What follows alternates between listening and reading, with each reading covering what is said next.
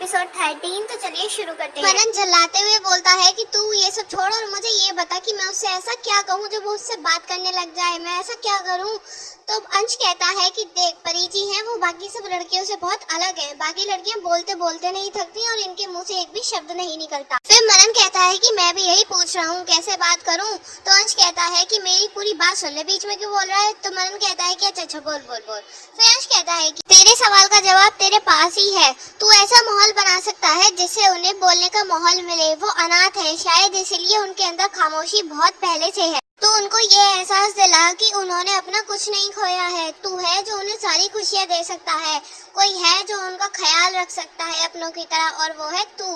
तू ही उन्हें दुनिया की सारी खुशियाँ दे सकता है, उन्हें प्यार दे सकता है, उनकी केयर कर सकता है, उनको सारी खुशियाँ दे सकता है, उनका हमदर्द बन। फिर देख कैसे बात नहीं करती है वो तुझसे। तभी मनन के दिमाग की बत्ती जलती है और वो अंश से कहता है कि हाँ यार, सही कहा तूने।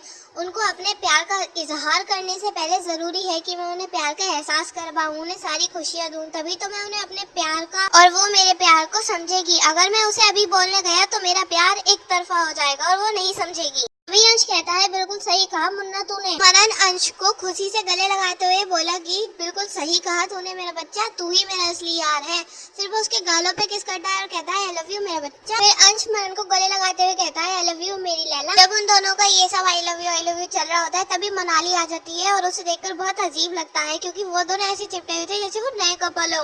फिर मनाली वहाँ से जाने को होती है तो अंश की नजर मनाली पे पड़ जाती है और वो मनन को झटके से छोड़ते कहता है कि अरे परी जी आप आ गई। फिर मनन मनाली की तरफ देखता है तो मनाली की नजर जमीन पे होती है। मनन मनाली से कहता है कि अरे तुम आ गई, आओ बैठो ना।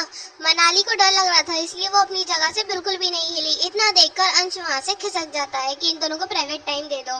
रात का मौसम हो रहा था और ठंडी ठंडी हवा चल रही थी और अब वो दोनों पूरे गार्डन में अकेले थे। ऊपर का चांद नीचे के चांद पर अपनी रोशनी बिखेर रहा था। चांद की रोशनी में मनाली की खूबसूरती और भी अच्छी लग रही थी। मनन तो उसे पहले की तरह देखकर खो गया। मनाली ने देखा कि मनन उसे चुपचाप देख रहा है, कुछ बोल नहीं रहा है, तो वो और डर जाती है और वो जमीन में देखने लगती है। तभी मनन उसकी साइड आने लगता है। मनाली देखकर डर जाती है और पीछे हटने लगती है। तभी मनन कहता है मुझसे डरने की जरूरत नहीं है तुम्हें, मैं बस तुम्हारा दुपट्टा फिर से हटाने आया हूँ। मुझे पसंद नहीं है कि तुम अपना चेहरा ढककर रखो। तभी मनन मनाली की तरफ अपना हाथ बढ़ाता है दुपट्टा हटाने के लिए। ये देखकर मनाली डर जाती है और पीछे की साइड हो जाती है। मनन फिर आगे की साइड आता है उसको दुपट्टा हटाने के लिए, लेकिन मनाली कहती है कि साहब मुझे बहुत देर हो रही है, मुझे लगता है कि अब मुझे जाना चाहिए। इतना कहकर पीछे की साइड मुड़कर वो जाने लगी। तभी मनन की आवाज उसके कानों में आती है, मनाली। तभी वो पीछे मुड़कर कहती है जी साहब कहिए। तो मनन कहता है कि तुम्हारी आवाज बहुत अच्छी है। तो मनाली उसे हैरानी से देखने लगती है। उसको कुछ समझ नहीं आता है इसलिए वो अपनी गर्दन हाँ में हिला देती है और फिर से जाने लगती है। तभी मनन दोबारा से कहता है मनाली। तभी मनाली पीछे मुड़कर देखती है। मनन बस स्माइल कर रहा होता है। तब मनाली कहती है कहिए। तो मनन कहता है कि खाना बहुत अच्छा था। फिर मनाली कहती है जी शुक्रिया और वो फिर से मुड़कर घर की साइड जाने लगती है। तभी मनन खूब तेज आवाज लगाता है मनाली। अब मनाली के बर्दाश्त से बाहर हो रहा था और उसके दिल में बेचैनी भी हो रही थी, लेकिन वो कुछ कर भी नहीं सकती थी। मनाली पीछे मुड़ के देखती है तो मनन उसके कुछ ज्यादा ही करीब होता है। वो एकदम से डर जाती है और पीछे हटके कहती है क्या हुआ साहब कहिए। फिर मनन कहता है कि रात बहुत हो गई है, 9 बज रहे हैं, चलो मैं तुम्हें छोड़ देता हूँ, अकेले जाना तुम्हारा सेफ नहीं है। तो मनाली मनन को शॉक्ड होके देख रही होती है तो वो चलने का इशारा कर रहा होता है। तभी मनाली उसे पीछे से रोक के कहती है कि नहीं साहब आपको परेशान होने की जरूरत नहीं है, मैं खुद चली जाऊंगी। तो मनन अपने मनी मन में कहता है कि इसमें परेशान होने वाली क्या बात है, मुझे तो और मजे आएंगे। क्योंकि उसके मन में लड्डू फूट रहे होते हैं ना कि मनाली के साथ टाइम स्पेंड करने मिलेगा। लेकिन वो मनाली से कहता है कि तुम्हारा यूं अकेले जाना सेफ नहीं है, इसलिए मैं तुम्हें छोड़ने जाया करूंगा हर बार। मनाली को बहुत ज्यादा घबराहट होने लगती है। वो सोचने लगती है कि अगर घर में से किसी ने भी उसे मनन के साथ देख लिया तो वही सब उसकी पास की बातें लेकर आएंगे और उसकी बहुत डांट पड़ेगी। ये वो मनन को रोकते हुए कहती है नहीं साहब मैं चली जाऊंगी। तो मनन कहता है क्यों, क्या हुआ बताओ मुझे। तो मनाली कहती है नहीं साहब मैं आपके साथ नहीं जा सकती, मैं अकेली चली जाऊंगी। इतना कहकर वो जाने लगती है। फिर मनन उसका हाथ पकड़ लेता है। मनाली को तो जैसे करंट ही लग जाता है और अपना हाथ झटक देती है। फिर मनन उससे कहता है कि गाड़ी में बैठो, मैं तुम्हें अकेले नहीं जाने दे सकता।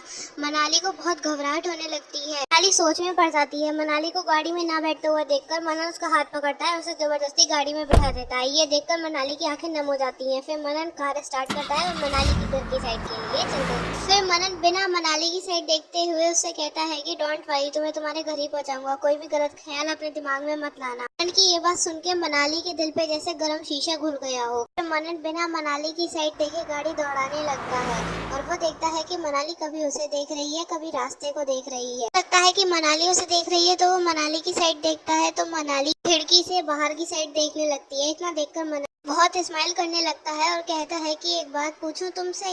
मनाली बिना मनन की साइड देखे हाँ में सिर हिला देती है। तो मनन कहता है कि तुम इतनी चुप चुप क्यों रहती हो। तो मनाली कोई जवाब नहीं देती।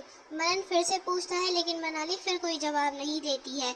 इतना देखकर मनन चुप हो जाता है और ड्राइव करने लगता है। कुछ देर बाद गाड़ी घर के बाहर आ जाती है। मंदिरा जो कि ग्रिल पर खड़े होकर किसी से फोन पे बात कर रही थी वो ये सब देख लेती है और उसके फेस पर स्माइल आ जाती है और वो अंदर चली जाती है। फिर मनन कार का गेट खोलता है और मनाली घर में जाने लगती है। तो मनन उसे आवाज देता है मनाली। फिर मनाली उसकी तरफ देखती है और वो देखती है कि मनन बहुत स्माइल कर रहा होता है। तो मनन कहता है कुछ नहीं, कल सुबह आना, मैं तुम्हारा वेट करूंगा, बाय, गुड नाइट। इतना सुनकर वो घर में चली जाती है बिना जवाब दिए और मनन उसे जाते हुए देख रहा होता है और वो सोच रहा होता है कि मनाली उसे वापस आकर कोई जवाब देगी। वो अपने कार से टिक के उसे देख रहा होता है। फिर कुछ समय बाद वो भी अपने घर के लिए चला जाता है। यही जैसे ही मनाली अपने घर में आती है उसे रानी जी बहुत सुनाने लगती है, बाकी सब भी बहुत सुनाते हैं। उसे उसके माँ के बारे में भी कहती है। ये सारी आग मंदिरा ने लगाई थी क्योंकि उसने देख लिया था। फिर रानी जी उससे गुस्से में कहती है कि आ गई महारानी जी, बड़ी जल्दी आना हुआ, कहे तो आपके लिए शरबत बनाए। मनाली ये सब चुपचाप सुनती है, ऐसे उसको पता हो कि घर आकर उसके साथ यही सब होना है। फिर सुभाष जी उससे गुस्से में कहते हैं कि खाना बनाने में इतना टाइम लगता है, तुमसे कहा था ना टाइम पे आना, और ये क्या सुन रहे हैं, साहब तुम्हें छोड़ के गए हैं। तो गाइज इसी के साथ हमारा एपिसोड 13 खत्म होता है। आपको कैसा लगा हमें कमेंट करके जरूर बताइएगा। लाइक और शेयर करना मत भूलिएगा और अगर आप चैनल पे नए हैं तो सब्सक्राइब जरूर कीजिएगा।